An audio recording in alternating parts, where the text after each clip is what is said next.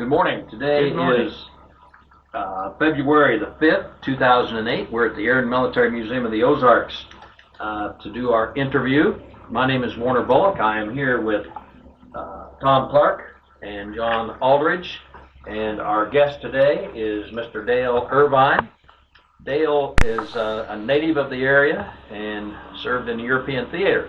Good morning, Dale. Good morning. Thank you for taking the time to join us.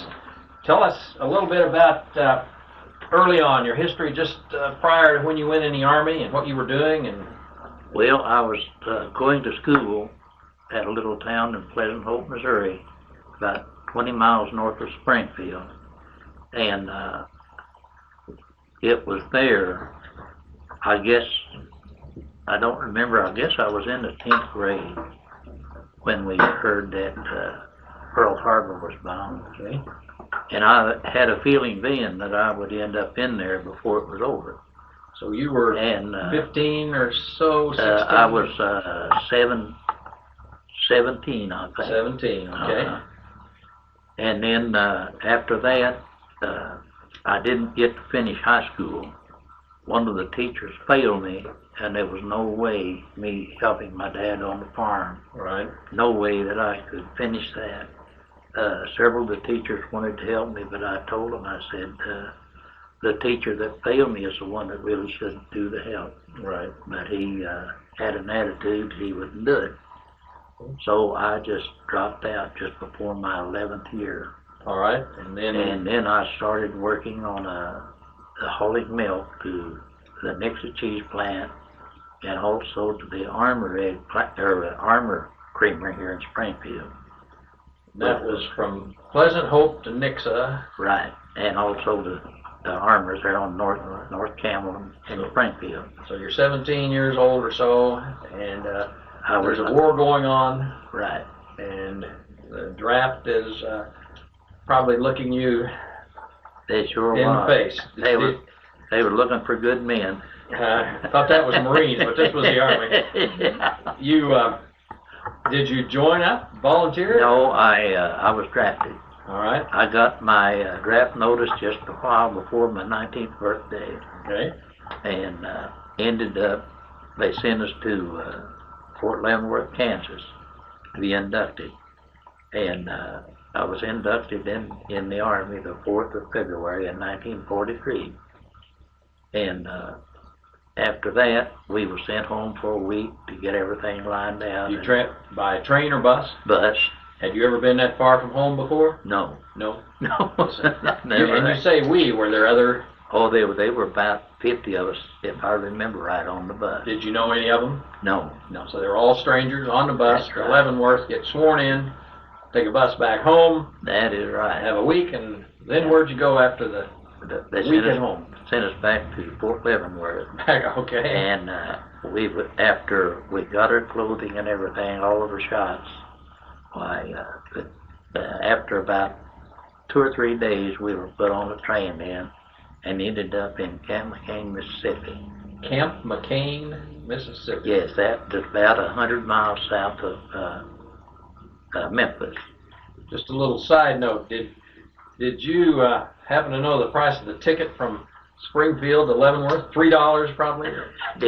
We didn't have to pay it. Yeah, I knew that, but I mean, I imagine it would be about like that. $3. I really don't know. All right, from what was your first impression? You get to Leavenworth, you're a civilian, never been that far from home. Were there people screaming at you, sergeants screaming at you? We didn't know really what was going on, but we finally caught on.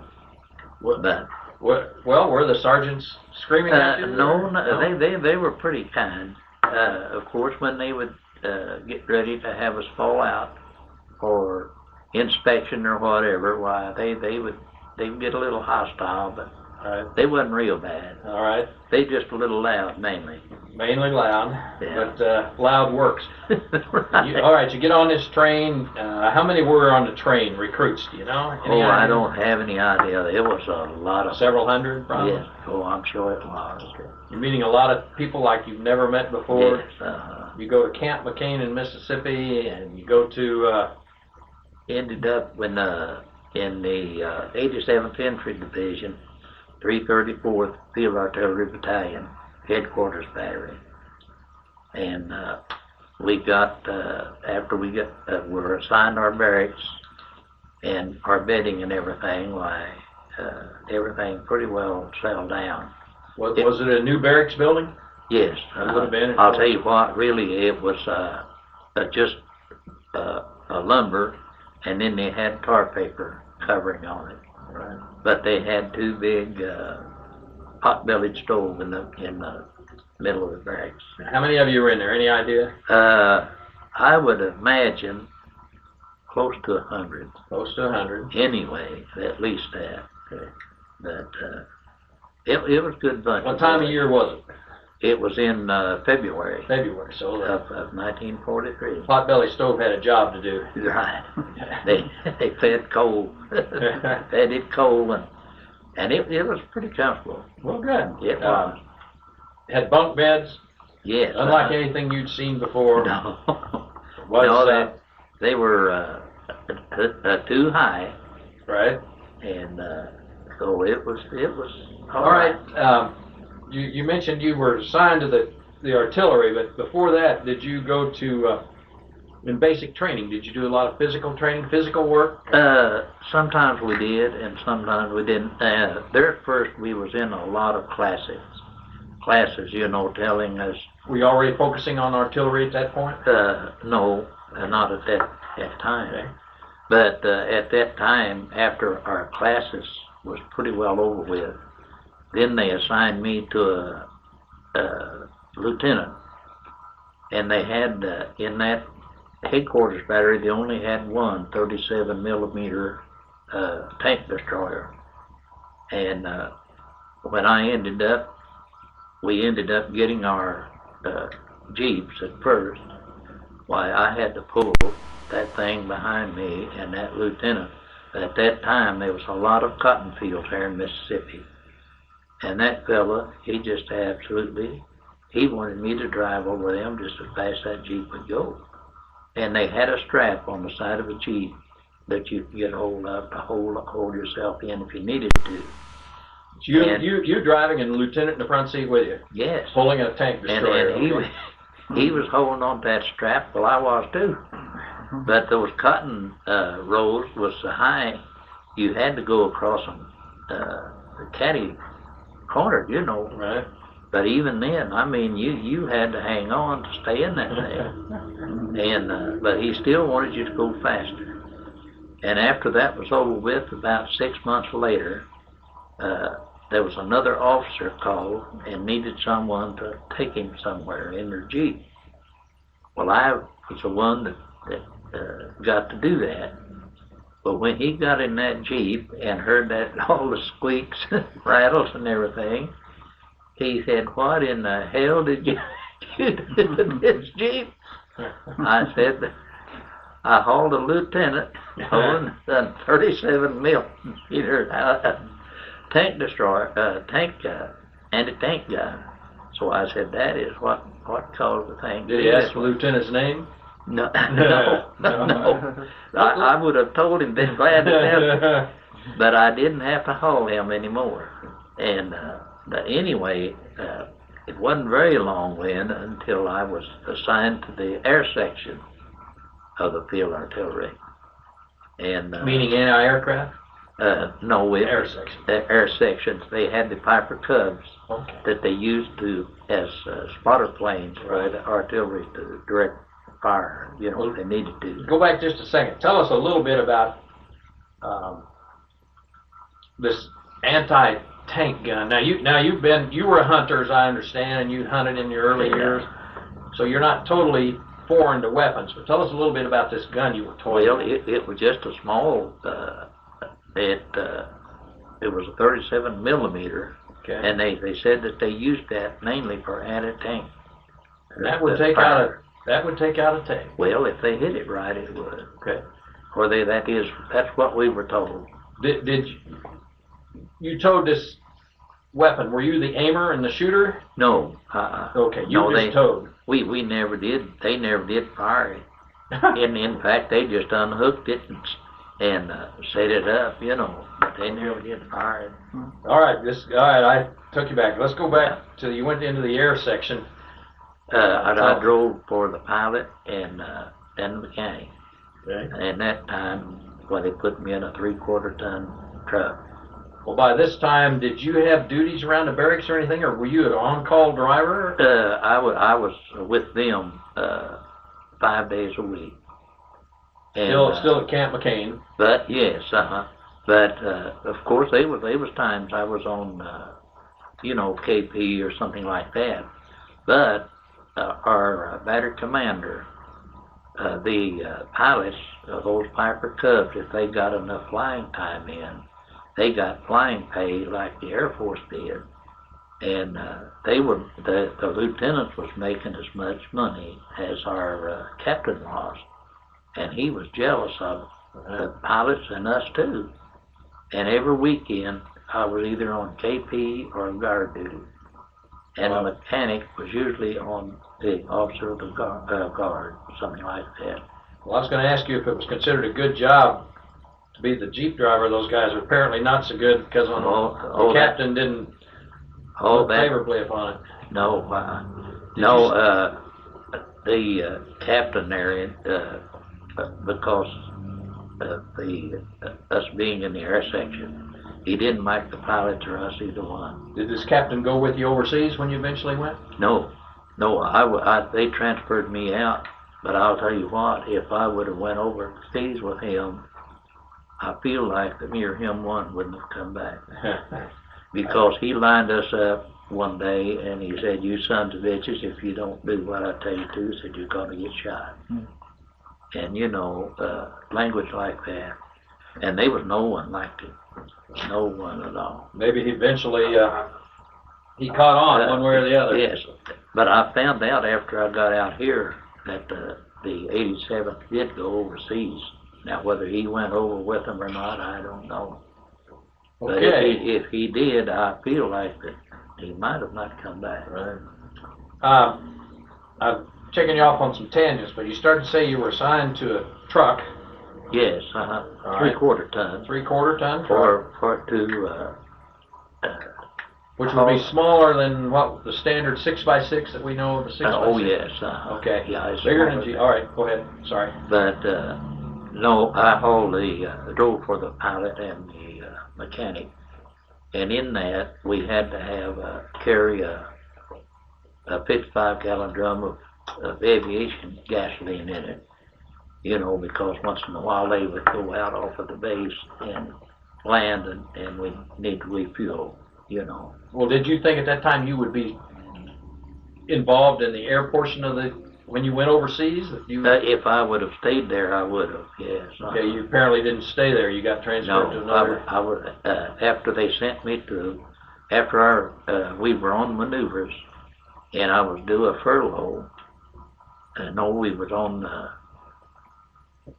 It was maneuvers really, but when we were through there in Tennessee, I was due a furlough, and they turned my name in to go to Fort Sill, Oklahoma, to the airplane mechanic school. Okay. And they didn't ask me about it, and that made me real unhappy. And I told them, I said, I don't want to go, and they said, well, we've turned your name in, said you have to. And I said, well, I'll go, but I don't intend to finish the course. And I didn't. And did you go? Yeah, I went. Okay, you went. But we was on that train 48 hours between Fort Sill and the base in South Carolina. All right. Then you went to Fort Sill and did not finish the airplane mechanic course. Then what happened after you? Well, when I came back, it made the pilot mad when he found out that I didn't pass the course. Well, they was training a guy to be a spotter in one of those planes, to be a fire director for the artillery. And every time that he would go up, he would get sick. Well, anyone that got sick in one of the planes had to clean it, was supposed to clean it up. Well, the pilot was mad at me, so he, when they came back, there it was all messed up. And he told me, he said, Dale said, start in and clean that plane up. I said, well, I didn't think I was supposed to. he said, well, that's an order I gave you, so go ahead and do it. So I had just got started on that, and the commander of the air section, the captain, came along and he said, did you make that mess on that plane? I said, no, sir, I didn't. And I told him who it was, and he said, who told you to do that? And I told him, I said, Lieutenant Schmidt, the pilot. And he said, well, you stop that right now, so I'll go talk to him. It wasn't long until just a minute or two, this fellow that made the mess was out cleaning it up. But the pilot wasn't he wasn't a happy camper. So at some point you get transferred out of Fort Sill. Well, I came back from Fort Sill after I finished the course, or got through with the thing down there. All right. They was back to what? Back to the artillery, South Carolina. Okay. Yeah, I went right back to my outfit there in Fort Jackson, South Carolina. And how far along in training were they towards they were debarking? They were pretty well. They were pretty well trained, but I never did keep in contact with any of the fellows in there. I had some of the addresses, but all right. So you finish your training there, and you become aware, get orders that you're going overseas. Yes, they transferred me out of there. Me and one other fellow that had been in just a little. Well, he had gone AWOL, and he wasn't real thought of there, and they shipped him out. That's along with me. So where'd you go from there? I went to Patrick Henry, Virginia, to get ready to go overseas. Okay. But when we got to Patrick Henry, they had a sergeant there that had been in combat, and he lined us up one day and told us, said, now, I've been over there and I know what it is, but he said, some of the training you fellows have got here, he said, is not right. Yeah. Well, he gave us a lot of pointers on it, and if I remember right, that is where that they dug foxholes, just one after the other in a straight line, and I don't know, they were 4 or 5 lines of those, maybe more. I don't know, but they had a tank run over those, and those tracks went right over, and we had to get in them. You were in the foxhole, and the tank went over you. Yes, tracks went right over those foxholes. And of course that knocked a lot of dirt in on us, and it wasn't a happy place to be. But was that to be realistic about what would happen to you? It could happen to us over there. And all right, you boarded a ship to go over to. Did you know where you were going when you? No, we had got on board a ship. Were you then assigned to the 3rd Infantry? Is that? No, not at that time. Okay. See, they sent us over. We got on the ship, and really, after we got over there so far, and they pushed off on the NCO, why, they stopped the ship, the convoy. Of course, we was way over there, out of danger. But they told us then that we were headed for NCO, but they have pushed off there and said they don't need any more men. So they sat there, I think, about a day, and then they went on, and we landed in Naples, Italy. And was there combat going on at Naples? No. Already passed them by? It was already over with. Okay. How far away? There was a lot of ships that was bombed and in the harbor there. How far away, when you got in Naples, how far away were you from combat area? We were at least 100 miles or more. Okay. I know they had already finished up Rome, and in fact my brother was in Rome then. He was in the water supply battalion, and he came down, got a pass, and came down to see me one. Older brother, I guess. Yes, one just older than me. Okay, so you're in Naples. Is this when you got the word you were going to the 3rd Infantry? No, they sent us to a replacement depot. Okay. And I was there, I don't remember how many days, several days, but then they finally got word that I was going to be transferred to the 3rd Infantry Division. And I was sent there the 3rd of July in 1945. All of what, 1945? Uh-huh. So you spent a good deal of time in the States before you Yeah. got over there. Okay. 1945, 1944? 1945. 45, okay. Well, let's see, no, it was 44. 44, that's what, okay. So it was over a year before you got to the combat area. You get assigned out of Naples. Did you ride in a truck, I guess, up to the front? Yes. All right, and you get up to the front and I was report to what would it be, headquarters or battery commander? Battery commander. Headquarters, yes. Okay. How far from combat situation was that? Oh, that was still back quite a ways. Back quite a ways. Yeah. Told you you're going to. It was at least 100 miles. Still 100 miles. Yeah. Okay. Well, tell us how did you get to your actual area where you were participating as a combat artillery? We didn't. We made the invasion of southern France, and that is the first combat that I had seen. Were you? We always think of invasions as waves. Were you in the first wave, second wave? I don't remember. We was back. If I remember right, it was about 1:30 when we got on shore. Okay. But after getting off the boat, we had to wade water up above our waist, to get to the shore. Yeah. Did your artillery weapons come with you on the same ship? They were in other ships. Okay. Uh-huh. Those got offloaded. Yeah. You acquired them, or they joined up with them? They was other people that took care of those. Okay. The ones that with the firing. The guys that done the firing of those and everything. And this was 155. 155 howitzer. howitzer. All right.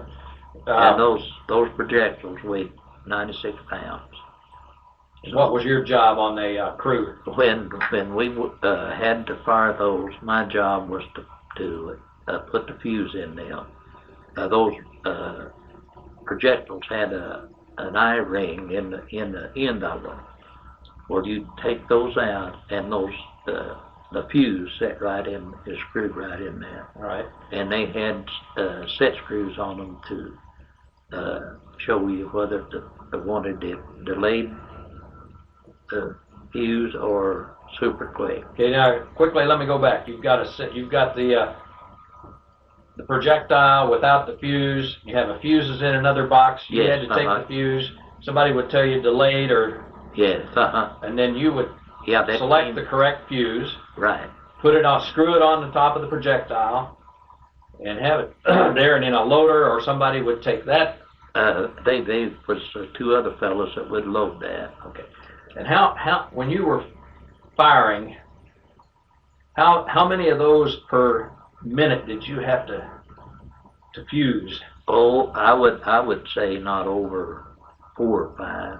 So Because if you fired too many, too rapid, the tube on the gun, the howitzer would get so hot. Still, that's every 20 seconds or so. You had to keep up. Yeah. I'm not an artillery guy, so bear with me, but would they use a lot of the same thing? You'd be all using delayed fuses, or would you switch back and Yes. forth? It depended.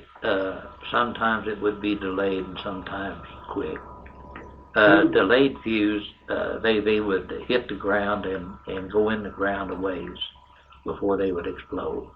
And quick, it would, as soon as it hit the ground, it would explode.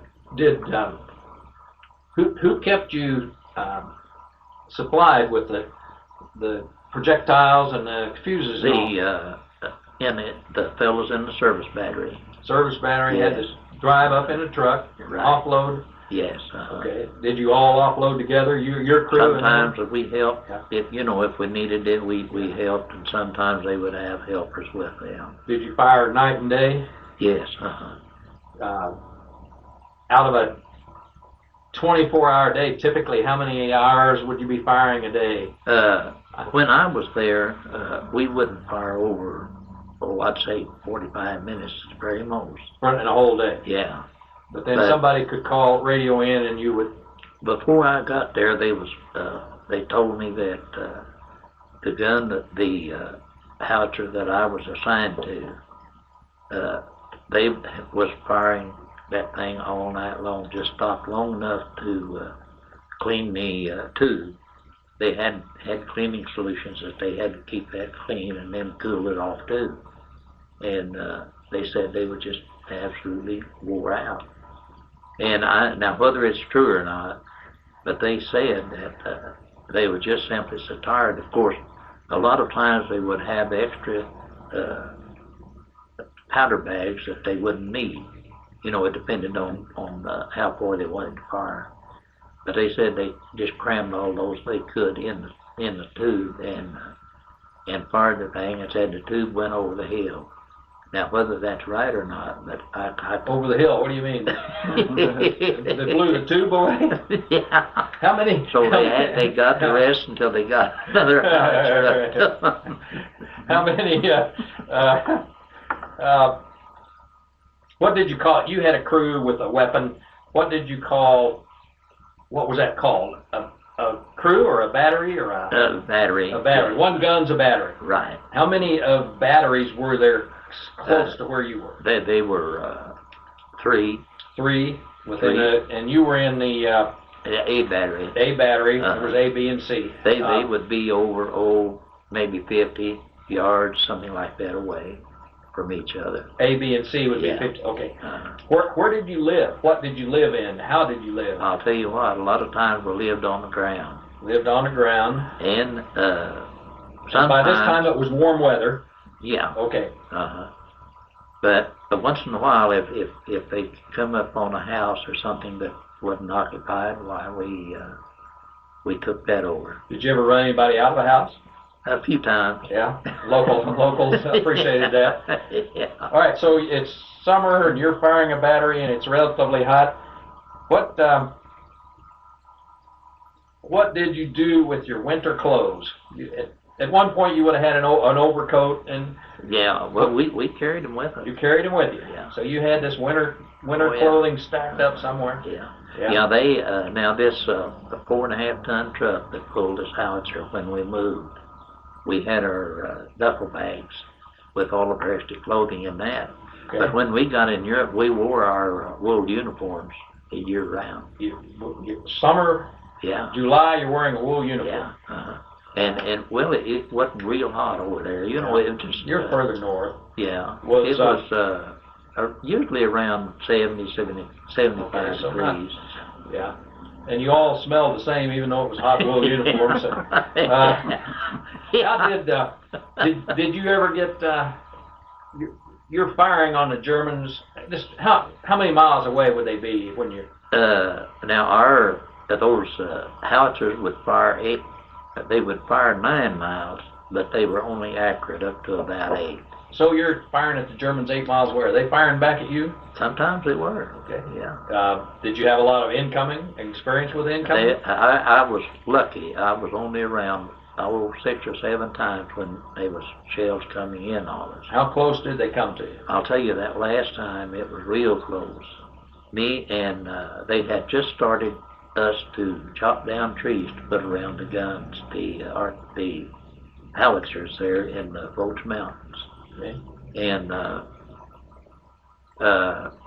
me and 3 other fellows had slept in an rock overhang down a hill from us, a real rocky road, rough. And when those shells started coming in, me and the 2 other fellows that slept there the night before, that's where we headed. But those shells were hitting in those trees all around us. Now, where was this? Close to what town? What country? It was Vosges Mountains in France. In France, okay. But just as the fellow that was in front of me in this rocky road going down there fell down. And I didn't know whether I was going to fall or not. And I said, well, the only thing I can do is just try to jump over him. Well, I did. And I was the first one in that rock overhang. And the other fellow was just right behind me, and then the one that I jumped over came in last. Well, that just as soon as I got there, this shell hit in a tree right up above where we was, and it just threw dirt all in my face. I mean, just covered me. Well, the fellow that fell down, he got a great big piece of shrapnel in the back of his leg, and the other fellow got a scratch just like a pin. But he thought he was about to die, and he was one of them that was real brave. And when the little medic came down there to see if anyone was hurt, why, of course, the fellow with the shrapnel in his leg, he was really in pain. And this other fellow, he thought he was about to die, and he just kept on the field roller to check him first. So anyway, the field roller got mad, and he said, well, pull your pants down so I can see how bad you're hurt. And it was just barely enough to make it bleed just a little. And he said, well, I don't know whether you're going to make it or not. So he sprinkled a little powder on it and put a Band-Aid on it. He said, now I think you'll make it. But the other fellow did, they got an ambulance and took him away. Yeah. And frightening experience. Were you were really? Oh yeah. Yeah. I didn't know I could run so fast until I started down that hill. Well, how did the Germans know where you were? They not you personally, but they had spotters where they could see what we were doing. Did they have spotter planes? No, as far as I know, they didn't. But see, they had places just like we had. You know, we could see what they were doing a lot of times, and so that's how they spotted us chopping down those trees. Did you ever, could you ever see where your projectiles landed? No. Well, now, I'll say no. I took an officer back to an observation post right close to the Siegfried line. And I really don't know why he went back there, but I was in my truck waiting for him to get through, and I could see our shells landing there close to that Siegfried line. Now you can see the shell. You say our, do you mean your personal battery? I could see them exploding. Yeah. Yeah, it was our shells that was going into there. Yeah. Because they was trying to get all the pillboxes and everything fixed up there so that they could go on through. The reason that they was firing there at the Siegfried line. How did the fellow they took in the ambulance away, how did they get a replacement? Again, just like you were a replacement? Yeah, they had a replacement depot. Okay. And but I never did get and right after that, just as soon as they got through getting him ready to go, they came back and told me that they'll get your equipment ready. Said you're going back to Service Battery, which was about 8 or 10 miles behind the line. And I'll tell you what, I was so scared it didn't take me long to get my stuff together done. Okay, before we go to the Service Battery, when you arrived as a replacement, or when a replacement arrived with you guys, did he know reasonably what his job was to be? No, not until they... So all the training was not totally relevant to what you really did? The only thing that I had ever learned about firing an artillery piece was 105s here in the States, 105 millimeter. And we just learned how to fire one if we had to. So you never screwed fuses on a projectile before you arrived at the front? No. Who was in charge? A sergeant? Each gun have a sergeant? Or they had a corporal. Corporal? Yeah. He was. Was your corporal yeah. Decent guy? He seemed to be, yeah. Okay. Who drove the truck when you hooked up? And we had another fellow that drove the truck. Did he have a job when you were firing? No. So he just sat around waiting all the way? Usually sat at the truck. Yeah. Now, of course, if someone would have got killed, why he'd had to take over. But one more question, then we'll go to the Service Battery. When you were firing, did you ever have incoming? Were they firing at you? No, No, so no, we were far enough back that they did. so you didn't have to stand there and fire your gun while you were being fired upon. No. Okay. All right. They came to you and told you to pack up. You're going to a service battery. You didn't dilly-dally packing up, huh? No, I sure didn't. All right. You packed up, and how did you get from Battery A back to the service battalion? There was a vehicle there waiting to take me back. Okay. And I was glad to get there. And you said, "Thank you, Lord." Okay. You make it back 10 or whatever miles you said to the service battery, 8 or 10 miles. What's a service battery? They haul all the supplies that's needed, ammunition. But relative to artillery. Yes, Okay, it's an artillery service. See, we that was in our outfit, you know. Okay. Speaking of service, how did you get food up with your battery? You're up at the front, and you're living in this dugout or cave. How did you get food? They brought it to us. Usually they had a kitchen set up where that we could go and eat. All right, that far back, you know, there wasn't too much danger in it. Yeah, you're spread out. Your batteries are spread out 50 yards apiece. You said, and where would be the kitchen? Where would you go to eat? It would be back a little ways behind us, or you know, just right around there. One hot meal, 2 hot meals a day? Oh yeah, 3. 3 hot meals a day. Yeah. Okay. Now there was times when we had to have our C rations and stuff like that, but usually we got to eat hot meal. On a scale of 1 to 10, how was the chow? It was pretty good. Pretty good. Yeah. You guys were. Now, there was one time there that we was eating hash, and that was a little later when I was hauling fried chicken to the German prisoners. And that wasn't very nice. I didn't like that too well. All right, I'm kind of jumping around here, but I want your family to know how you lived. All right, so you fared much better than, say, the infantry at the front lines, and food and so on. Yeah, those the infantry boys. There was a lot of times they went a long time before they got food. What time of year did you go to the service battery? September, October, July? It would have been, I imagine, about September. All right. Something like that. You got your duffel bag, you got your winter clothes, it's September. Right. You go back to the service battalion. What was your job? What kind of job were you assigned? Well, then they put me on a truck. I drove a truck. What size? A 6x6. 6x6. Like you've got here. Okay. And mainly I hauled ammunition. But then a lot of times when we moved, I would haul the kitchen equipment. So you're hauling the ammunition. If a shell would have hit you, you'd made a spectacular exit from the scene, wouldn't you? I should have. Really would. Were you by yourself, or did you have a co-driver? I was usually by myself. Okay, you arrived. Sometimes there was another helper with me. Did you ever go back to A Battery? No. Never went back to your old battery? I went up. I delivered some ammunition up to them. That's what I meant. You did go back. Yeah. Yeah. So you'd see some of your old buddies. Time, someone else would take that up there. I would just load it and bring it back to the area, and then someone else would unload it, and then they would take it on up there for me. Okay. To go back. So you weren't really going back up to A Battery area? No. Okay, you were hauling it. You're driving from the service battalion headquarters back to get the ammunition from an ammunition dump. Yes. How many vehicles might there be on the road?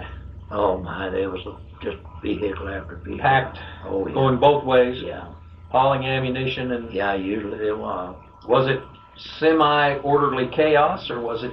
No, it was pretty well directed. Pretty well directed. Who was directing it? The MPs? Well, sometimes if there was a lot of traffic, they would have to, but usually the drivers could take care of it pretty well themselves.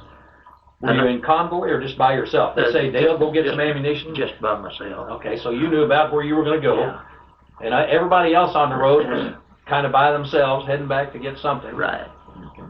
No, this one time I went back after a load of ammunition, and I pulled out on the highway about 7:30, 7 o'clock one morning. And I got back that afternoon, Well, I noticed some marks on the blacktop there that they said a German plane about 30 minutes after I left came along strafing that. And then another time when I went to get a load of ammunition, it was after dark when I got in, and they had bombed and strafed and shelled a highway that I had to go in on. And I got up the next morning, and I had every tire on my 6x6 flat but one from picking up shrapnel. But I just barely did make it in. Well, now, you surprised me. You said blacktop, where the roads were paved? Yeah. And held up well enough? Oh, yeah. After even the combat had gone through, so you're on a paved road instead of they was marks at them where a bomb or a shell had hit. Wasn't a bomb, but they patched them up. Okay, well, that surprises me. Oh, yeah. So you get up in the morning and all your tires are flat? All but one. Who changed them? I did. You had to take them off? Did you have to take the tires off the hubs? I did. I started in at 8 o'clock that morning and finished up about 2 that afternoon. Were all the drivers qualified to do that? Oh, yeah. We had to. You had to. Did you carry a repair kit with the truck? Hatches? Yeah. But they had to go get me some tires because they didn't have enough right there, but they got them there pretty quick. Well, there obviously were more vehicles than yours around. Did they all have flats? Well, there were several flats. Yeah? Yeah, they'd pick up shrapnel. I bet you guys were all in good humor that day. Oh, we were. I was, especially. I just tickled to death. Were you serious? You were? No. No, I was going to say. No. But then, when I got those finished, they were getting ready to move out. And, it was muddy. The field that we had to go across, well, they had a bulldozer over there that would hook onto our trucks. And we'd put them in low gear and put all the front wheel drive. And away we'd go, hook onto us, and pull us through there, and then we'd take on. But back up just a second. So somewhere there was a pile or a stack or a supply of tires. Yeah. Incredible. Yeah, what was it? Quartermaster. Right. Yeah, they had those. Incredible. Yeah. So anything you probably needed, there was a supply somewhere. Right on. That's across right. the whole combat area. Quartermaster had all that. Incredible. Okay, you get pulled across this field and there's a bulldozer. Were you being shot at then, or were you pretty far back? No, we was still back quite a ways. And earlier you mentioned an aircraft. Did you see many German aircraft? I only saw 4. Is that the whole time? Yeah. So they were pretty weak by that time. There was one time that they had found some generators, and they sent me back to get those, and they sent me back in a 3/4 ton truck. And we was out in this field getting ready to unload those, and our anti-aircraft started shooting. And we looked up overhead, and there was 3 German planes just getting ready to go into the dive to strafe us. And what did you do? In language you can put on here. We crawled under the truck. But when the anti-aircraft started firing at them, then they seen they was in trouble, so they took off. Okay. They wasn't very lucky. They didn't hit any of them. So had they started shooting at you by that time? No. Okay, so you didn't get shot at. No, but it wouldn't have been just a little bit. All right. Before they would have fired on us. So didn't waste any time getting under the truck. No. And this is just after you changed all the tires. Let me ask you this maybe a silly question, but what did you do with the old tires when you took them off? You throw them somewhere and just forget about them. Just threw them in a pile. Went off left. All right. Well, they had such big holes down they couldn't have been any good. I know, but I'm just thinking of cleaning up at some point. Somebody kept a lot of Frenchmen employed after the war. I'm sure that there was a lot of the natives that took care of stuff like that was left behind. All right, you're underneath the truck. You get out. The Germans are gone. Where did you go from there? I went on then to back to my 6x6 and started driving in. So where were you? What part of the country were you in? I don't remember for sure. It was somewhere in France. Yeah. I moved so much and run through so many towns that I just didn't have time to keep track of them. Right. What were the The native population like? They were good people. Good people, friendly towards the Americans at that point. They were. Yeah. Did they share any food or drink with you, or did you share food or drink with them? Yeah. Okay, so both. Yeah. Now in this, after I got out of that, they sent me back to the air section in a little town of Odershausen, Germany. Oderhausen? Yeah. Okay. And the people there, there was a house, and this family lived in the back room, and they had rooms upstairs. Well, I guess about 15 or 20 of us slept up there, And back then, of course, there was people, several officers coming in to go to headquarters, and at the air section, and then they would always have extra food. And who's they? The officers, you mean? The family. The kitchen. Okay, the kitchen. Military kitchen. Our military kitchen would order extra food because they never knew how many was going to be there. But if they had extra food and not enough people to eat it, then they would call the natives in that lived right around there in that little town, and they would come in, and they was glad to get it. It's phenomenal when you think about, again, the quartermasters and how they supplied and all this stuff. It was just a job. Incredible. It was a job. When you got in the air group, did you ever see the captain and your lieutenant again? No, it was a different one. Okay. So, how long did you stay at the air? I was in that until just a while before I came home. What time of year did you transfer to the air section? I really don't remember. It must have been in the spring. So you spent in the service battalion from September or so till spring? Yeah, something like that. But, still carrying your duffel bag and summer clothes? Yeah. Well, did you ever get a clean new uniform? Oh yeah. Okay, so they transferred. This warrant officer, before I went back to the service back or the air section, he would have me take him back to quartermaster and pick up uniforms, and he asked me. He said, "Now, do you need enough uniforms, or do you have enough uniforms?"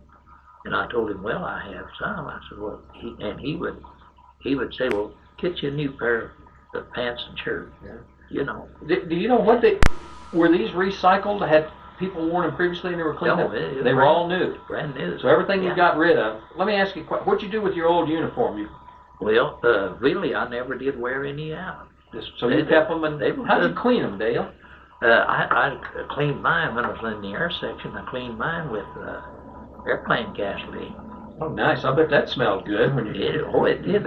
I hung them up and let that smell get out of them, and then I laid them on my bunk underneath my blanket, and I pressed them that way. Well, you all smelled the same. All smelled like either sweat or gasoline, I guess. Okay. Well, once in a while, we could get our steel helmet over a fire and get some hot water and take a spit bath to help a little bit.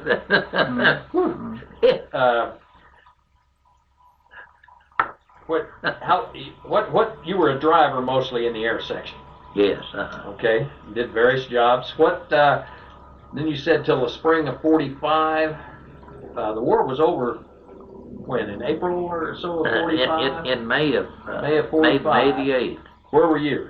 I was in at the Birch's Garden.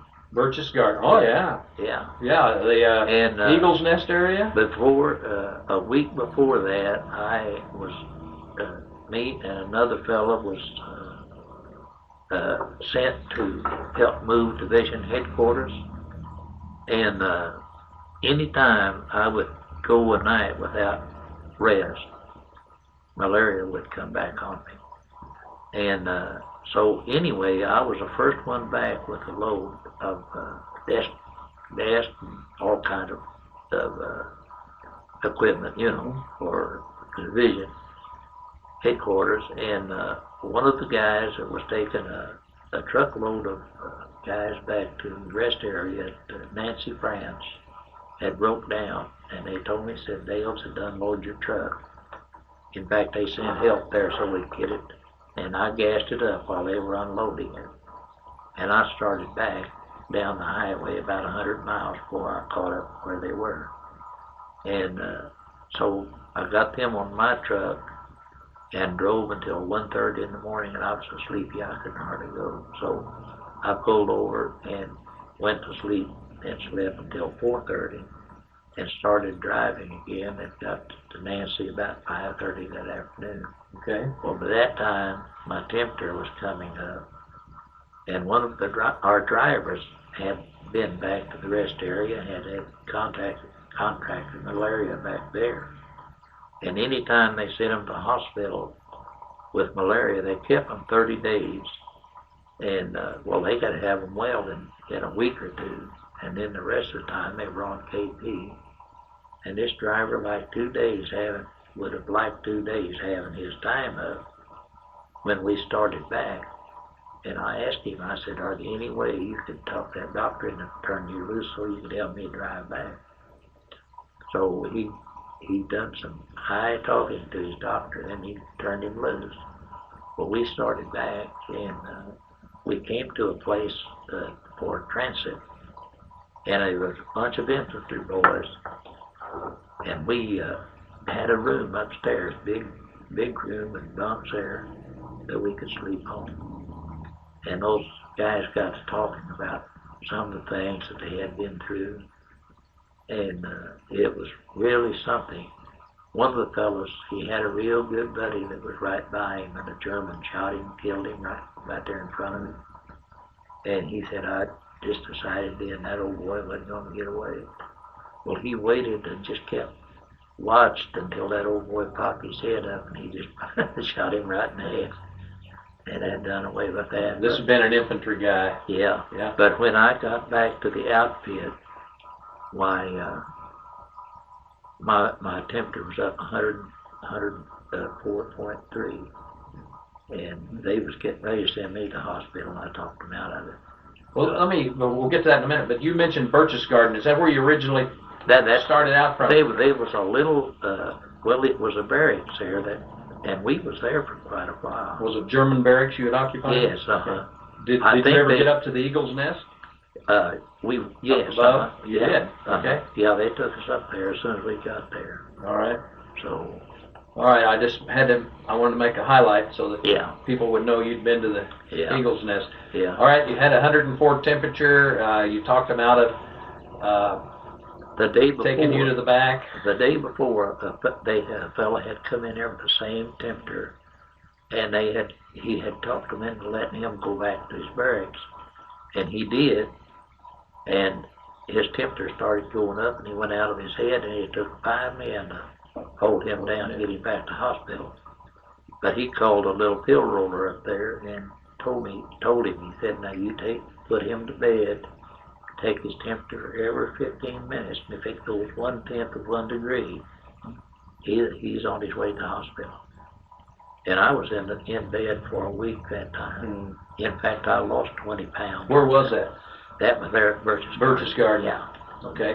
The week passed, and the war was about over by then. Well, the war was over. Okay. Yeah, it was over the 8th of May, see, and I was in bed. Okay. Yeah. And you got out of bed, obviously, and headed back to the States? I didn't get out of bed for a week. Okay. And then at some point then we, from there, they sent us to a German prison camp. And they had about 1,500 prisoners there. And about, I think, 1,000 of Hitler's youth. And from 7 to 12 years old. And I'll tell you, you talk about little cocky guys. Now they were resentful. Oh, they were something. You know. When did you return to the States? I boarded the ship the 9th of December in 45, and we sailed in the next morning, the 10th of December. And you got orders to the prison camp, to guard its prison camp in May? It was a little after May. I'll tell you what I think we'll do, guys. There's some story left here. Let's stop for today and reschedule, Dale. because for your family especially, Yeah. I'd like to fill in the blank between May and December when you get back. Yeah. All right, we'll stop All right. here and then we'll reschedule. That's a good deal. Okay, Yep. just the only, okay.